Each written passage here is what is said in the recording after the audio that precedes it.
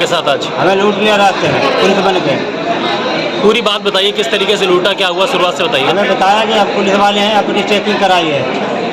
Checking कराने के बाद उन्होंने चेक किया हमारा और पैसा था वो निकाल लिया 80,000 रुपये।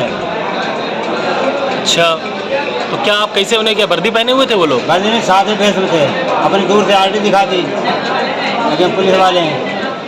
आपने पुलिस में कोई कंप्लेंट की है अभी तक? कंप्लेंट हाँ की है, हम थाने में कर आए हैं। क्या कहा है वहाँ पे थाने में? वहाँ कहीं अब पकड़े गए।